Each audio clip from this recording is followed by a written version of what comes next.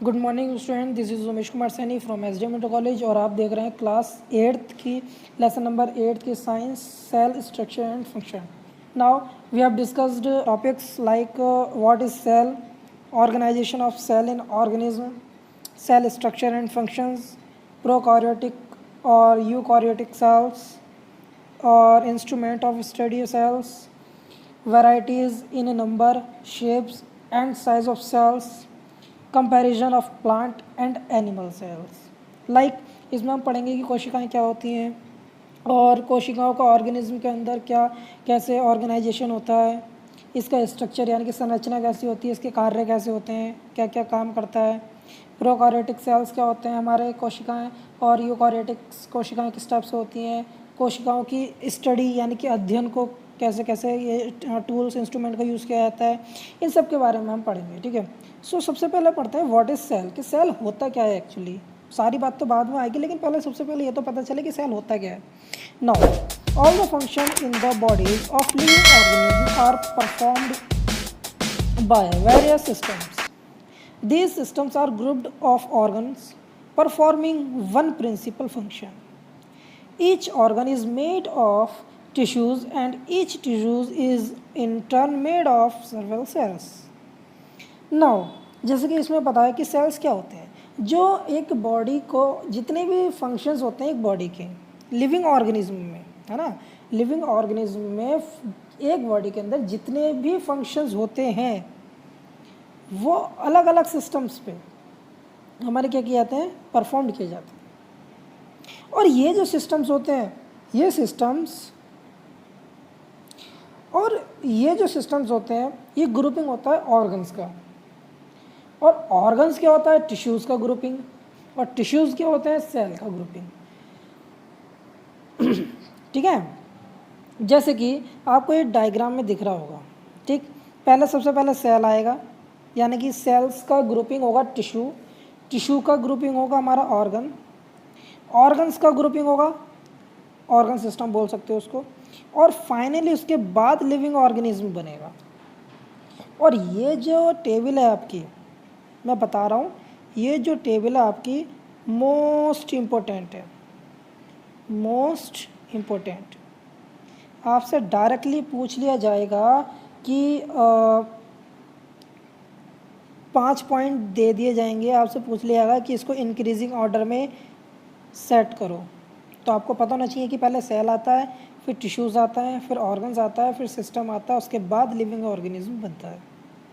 ठीक, clear. The cell is the basic structural and functional unit of life. जो cell है actually, cell जो है एक basic structural unit of life का है। क्यों? बिना सेल्स के टिश्यूज़ नहीं बनेंगे, टिश्यूज़ के बिना ऑर्गन्स नहीं बनेंगे, ऑर्गन्स के बिना सिस्टम नहीं बनेगा, और सिस्टम्स के बिना हमारा लिविंग ऑर्गेनिज्म नहीं बनेगा। क्लियर। सो मेन रोल जो है वो सेल्स का होना बहुत ज़्यादा ज़रूरी है। Now instrument study of cells. तो सबसे पहले एक डच साइंटिस्ट थे, एंटोन वैन लियोन हॉक, जिन्होंने 1632 से 1723 के बीच फर्स्ट टाइम एक माइक्रोस्कोप का इन्वेंट किया, और उन्होंने ऑब्ज़र्व किया कि जो छोटे ऑर्गेनिज्म होते हैं वो पॉन्ड वाटर जो होता है उसकी एक ड्रॉप पर भी प्रेजेंट होते हैं। यानी कि एक जो हमारा पॉन्ड वाटर की एक ड्रॉप मान लो, शायद ये वाटर की ड्रॉप है, तो उन्होंने बताया कि यहाँ जो प्रेजेंट होते हैं ये सेल्स हमारे पानी की बूंद पर भी प्रेजेंट होते हैं। ये कैसे पता लगाया? पता लगाया माइक्रोस्कोप के ज़रिए, यानी कि माइक्रोस्कोप का यूज़ करके। और एक क्वेश्चन आता है कि सेल का डिस्कवर किसने किया? ये तो माइक्रोस्कोप की बात आ गई, अब बात आती है सेल का डिस्कवर किसने किया। तो देखो यहाँ लिखा है Robert Hooke, Robert Hooke, ROBERT, Robert Hooke. Cell का जो डिस्कवर था, सेल का जो खोज करी है वो करी है रॉबर्ट हुक ने। ओके, चलो ये बात हो गई हमारी फर्स्ट माइक्रोस्कोप जिसने इन्वेंट करा था। अब आगे बढ़ते हैं। एक इंग्लिश, इसके बाद एक इंग्लिश साइंटिस्ट था रॉबर्ट हुक, जिन्होंने सेल की खोज की है। इन्होंने एक जो है अनदर माइक्रोस्कोप बनाया through which could be observe, जिससे उन्होंने उसको ऑब्जर्व करा small number compartments in cork bark of trees, यानी कि पेड़ की छाल, ठीक है। इसको इन्होंने सेल नाम दिया और ईच कंपार्टमेंट में एक सेल प्रेजेंट था।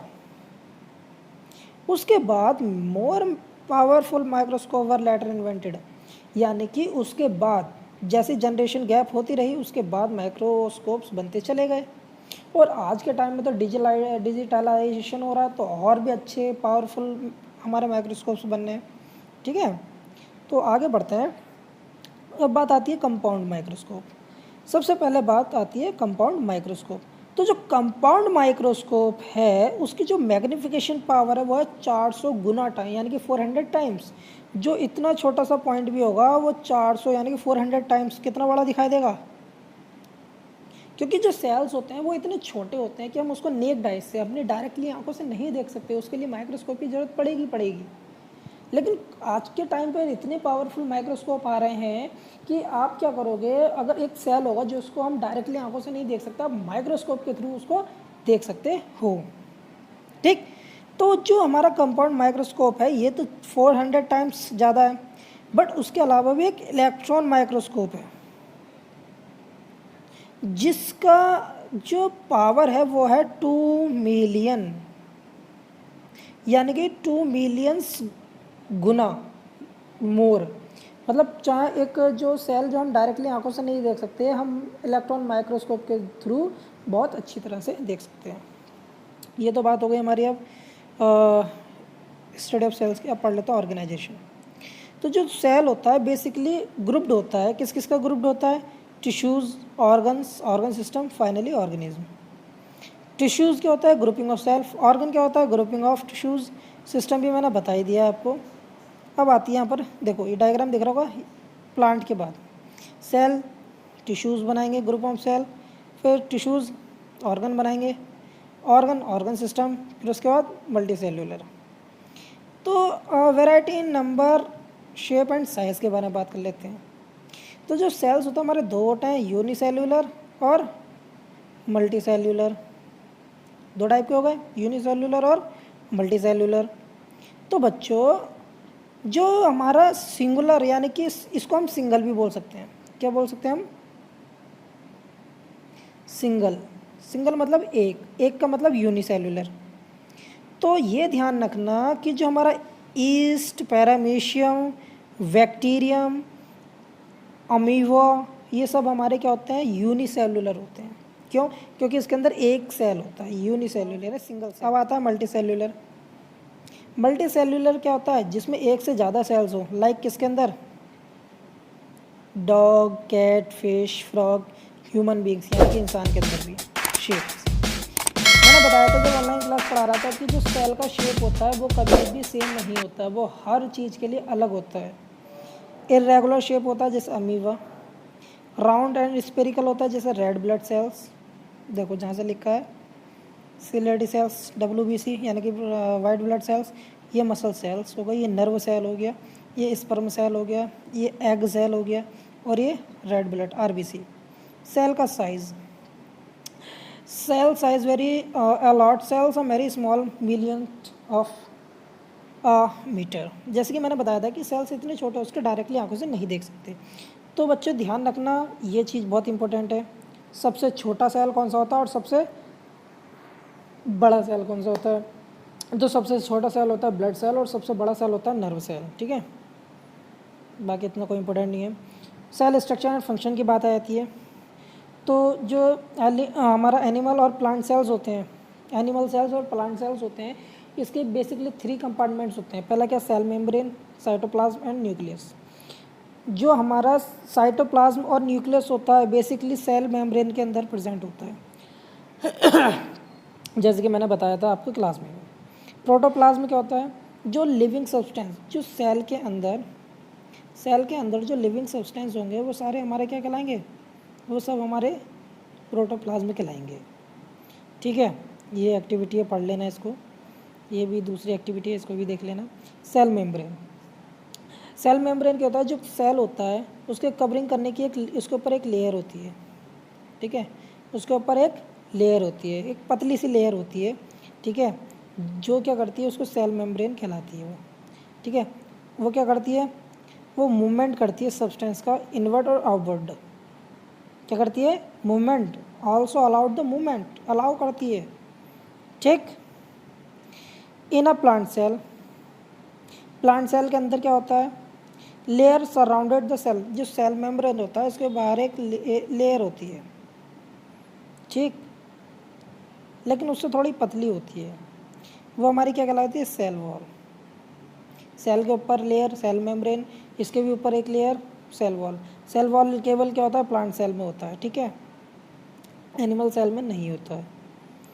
Non living substance called cellulose, जो सेल वॉल बना होता है वो एक नॉन लिविंग सब्सटेंस से बना होता है, जो इसको कहलाता है ग्लूकोज, वो सेल्यूलोज, सॉरी सेल्यूलोज, ठीक है, और जो कि प्रोवाइड क्या करता है, प्रोटेक्शन करता है, शेप और सपोर्ट ऑफ सेल करता है। साइटोप्लाज्म क्या होता है, पढ़ लेते हैं। तो cytoplasm occupy space between the cell membrane and nucleus, जो हमारा न्यूक्लियस और सेल मेम्ब्रेन के बीच में जो स्पेस घेरता है, स्पेस जो कैरी करता है वो हमारा साइटोप्लाज्म कहलाता है, ठीक है। और जो टिनी कंपाउंड्स और स्ट्रक्चर होता है कहलाता है सेल ऑर्गेनेल्स, जो कि साइटोप्लाज्म के अंदर प्रेजेंट होता है, ठीक है। बात आती है न्यूक्लियस की, तो न्यूक्लियस का मतलब होता है केंद्र, न्यूक्लियस का मतलब होता है केंद्र, यानी कि केंद्रक। केंद्रक का मतलब होता है जो सेंटर पार्ट है, जैसे कि ये हमारा कोई डायग्राम है, इसका जो सेंटर पार्ट, जैसे कि डायग्राम दिख रहा होगा ना, ये डायग्राम का जो ये अंदर का बीच वाला भाग है वो हमारा क्या कहलाएगा, वो हमारा न्यूक्लियस कहलाएगा, यानी कि केंद्रक कहलाएगा, ठीक है। जो कि क्या करता है, control centre of the cell, जो कि सेल को कंट्रोल करता है, ठीक, और क्या करता है, consider the brain of the cell, जो कि सेल का ब्रेन भी कह सकते हो आप, ठीक। Inside the nuclear membrane, nuclear membrane के अंदर न्यूक्लियोप्लाज्म फ्लूइड एक पार्ट होता है, और जो कि मास मटेरियल होता है, जो कि क्या लगाता है, क्रोमेटिन कहलाता है, ठीक। ऑर्गेनेल्स की बात आ जाती है। As mention cytoplasm contain a number of small structure, जो हमारा साइटोप्लाज्म होता है वो बेसिकली क्या कहलाता है, ऑर्गेनेल, जिसके अंदर माइटोकॉन्ड्रिया होता है, एंडोप्लाज्मिक रेटिकुलम, जिसको इस शॉर्ट में ईआर भी बोला जा सकता है, गोल्गी बॉडी होती है, lysosome, vacuoles, ribosome, plastid, et cetera, ठीक है। और ये टेबल बहुत ज़्यादा इंपॉर्टेंट है। ऑर्गेनेल्स एंड फंक्शंस, माइटोकॉन्ड्रिया क्या होता है, cells power house, provide energy for cell. ER हमारा क्या होता है, स्टोरेज, गोल्गी बॉडी, ये सब पढ़ लेना आप लोग, है ना। आगे बढ़ते हैं, ठीक है। ये टेबल है कि सेल मेम्ब्रेन प्लांट सेल में पाया जाता है, एनिमल सेल में भी। सेल वॉल जो है वो केवल प्लांट में पाया जाता है, एनिमल में नहीं पाया जाता, ठीक है। और क्लोरोप्लास्ट है वो भी एनिमल में नहीं पाया जाता, जबकि इसमें पाया जाता है। ईआर जो है एंडोप्लाज्मिक रेटिकुलम, वो दोनों में पाया जाता है, ठीक है, ये सब पढ़ लेना। अब लास्ट टॉपिक है आपका प्रोकैरियोटिक और eukaryotic sales. The structure of nucleus differ and in and other organism, जो स्ट्रक्चर होता है सेल्स का वो ऑर्गेनिज्म के हिसाब से होता है, कि अमीबा के लिए इस टाइप से होगा, ठीक है, और स्टार फिश के लिए अलग होगा, ठीक। तो हर ऑर्गेनिज्म के लिए क्या होता है, अलग होता है वो, ठीक है ना। In bacteria a blue green algae is the nucleus not cell wall, but जो हमारा बैक्टीरिया और ब्लू ग्रीन एल्गी होता है उसका जो न्यूक्लियस होता है वो वेल्ड ऑर्गेनाइज्ड नहीं होता है, यानी कि उसका जो केंद्रक होता है प्योरली एकदम सेंटर में नहीं होता है। The nuclear material is not surrounded by the nuclear membrane, जो न्यूक्लियर मेम्ब्रेन होता है उसके आसपास न्यूक्लियर मटेरियल होता ही नहीं है, ठीक। ऐसे सेल्स के अंदर क्या होता है, न्यूक्लियर मेम्ब्रेन की कमी होती है, जो कि क्या कहलाती है, प्रोकैरियोटिक सेल्स कहलाते हैं। इसी का उल्टा क्या होता है, वो यूकैरियोटिक सेल्स कहलाते हैं। तो बच्चों ये आपका चैप्टर फिनिश हुआ थ्योरी का, इसकी एक्सरसाइज करा देता हूँ और बाकी क्वेश्चन आंसर मैं ऑलरेडी करा चुका हूँ, बाकी पीडीएफ में भेज दूंगा जब बनाऊंगा तो, ठीक है। सबसे पहले मैंने पढ़ाया था which is not a part of nucleus, nucleus का न्यूक्लियर प्लाज्म भी होता है, न्यूक्लियस भी होता है, क्रोमेटिन 5 भी होता है, तो लाइजोसोम इसका नहीं होता है। तो पहले का आंसर हो जाएगा आपका लाइजोसोम। दूसरा था कि ऑर्गन्स कौन सा होता है, अमीबा सेल वो सेल होती है हमारे यहाँ, ईस्ट और हेनेक्स ये सब होता है, लेकिन जो ब्रेन है वो ऑर्गन होता है हमारा केवल, ठीक है। अगला which of the following structure in order present in cells, cells के अंदर क्या प्रेजेंट नहीं होता, प्लास्टिड नहीं होता, ये केवल हमारा नॉन लिविंग थिंग्स के अंदर होता है, ठीक है। दूसरा सिलिंडर तो कंपाउंड माइक्रोस्कोप है जिसकी मैग्नीफिकेशन पावर 400 टाइम्स होती है, और जो कंट्रोल सेंटर ऑफ सेल कहलाता है वो न्यूक्लियस कहलाता है। जो लार्जेस्ट सेल होती है नर्व सेल होती है, ईस्ट जो होता है यूनिसेलुलर होता है, ब्लड सेल हमारी स्मॉलर सेल होती है। और मैचिंग तो करने की ज़रूरत नहीं है क्योंकि मैचिंग जो है सबका सेम है, ठीक है, पढ़ लेना इसको। एंड नाउ ये क्वेश्चन का आंसर गलत है ये वाला, ठीक है, ये आंसर गलत लिखवा दिया मैंने। हु डिस्कवर्ड द सेल, तो आप इसका आंसर लिखोगे जो फर्स्ट वाले का आंसर है, फर्स्ट वाले का आंसर है रॉबर्ट हुक। सेल की खोज किसने की थी? एक्चुअली क्या था, ये जो Anton van Leeuwen van Hoek है, इन्होंने क्या करा था, इन्होंने माइक्रोस्कोप का इन्वेंट करा था, ठीक है। बाय मिस्टेक गलत कर दिया मैंने, ध्यान नहीं दिया था इतना, ठीक है। तो एंटोन वन हॉक जो है वो माइक्रोस्कोप का इन्वेंट किया था। तो जो हु डिस्कवर्ड द सेल है उसका आएगा रॉबर्ट हुक। बच्चों ध्यान रखना, गलती मत कर देना, ठीक है। तो इसका जो आंसर आएगा आपका हु डिस्कवर्ड द सेल, इसका आएगा रॉबर्ट हुक, ठीक है। तो पहले का आंसर ये आ जाएगा रॉबर्ट हुक, ठीक है। How are organized in organism, cell कैसा ऑर्गेनाइज्ड होती है, मैंने पीछे इसमें वीडियो में देख लेना, मैंने टिक भी लगा रखे हैं। प्रोटोप्लाज्म में क्या होता है, how where are organelles present, तो नहीं लिखना इन साइटोप्लाज्म, साइटोप्लाज्म के अंदर ऑर्गेनेल्स प्रेजेंट। तो बच्चों कैसी लगी क्लास आप लोगों को? आई होप कि आप लोगों को ये चैप्टर समझ में आ गया होगा, ठीक है। और मन लगा के पढ़ाई करो, stay home and keep safe, है ना।